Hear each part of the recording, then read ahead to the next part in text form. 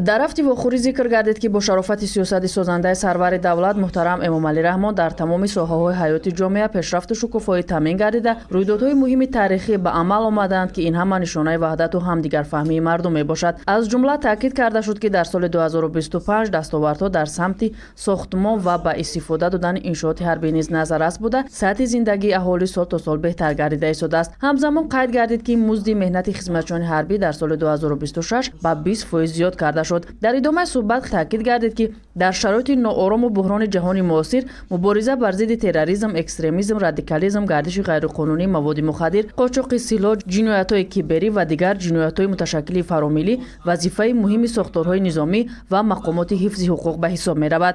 дар ин замина ҳар як хизматчии ҳарбӣ муваззаф дониста шуд ки вазифаи худро дар самти ҳимояи суботу оромии ҷомеа, таъмини амнияту осоиши давлат ва мардуми Тоҷикистон бо садоқат ва масъулияти баланд иҷро намоянд. ҳамчунин диққати асосӣ ба пешгирии қонунвайронкуниҳо ва ҷиноятҳо аз ҷониби хизматчиёни ҳарбӣ равона гардида сабабу омилҳои ба вуҷуд омадани онҳо шаҳр дода шуд. хизматчиёни ҳарбӣ вазифадор карда шуданд ки фаъолияти худро дар доираи интизом, талаботи оиномавӣ ва меъёрҳои ахлоқию шарафи ҳарбӣ ба роҳ монанд. аз ҷумла таъкид гардид ки ҳаёти ҳаррӯзаи хизматчиёни ҳарбӣ бояд дар пояи риояи қатъии қоидаҳои оиномавии муносибатҳои байни ҳамдигарӣ ки асоси хизмати ҳарбӣ ба ҳисоб меравад ташкил карда шавад. хотиррасон карда шуд ки садоқат ба халқ, ҳимояи мардонаву моҳиронаи ватан, таҳкими дӯстиву рафоқат, эҳтироми якдигар ва иҷрои бечунучарои вазифаҳои хизмати ҳарбӣ кафолати омодагии доимии ҷангӣ буда бояд дар доираи савганди ҳарбӣ таъмин карда шавад. дар фарҷоми вохӯрӣ ба муроҷиатҳои шифоии хизматчиёни ҳарбӣ дар доираи меъёрҳои қонунгузорӣ ҷавобҳои мушаххас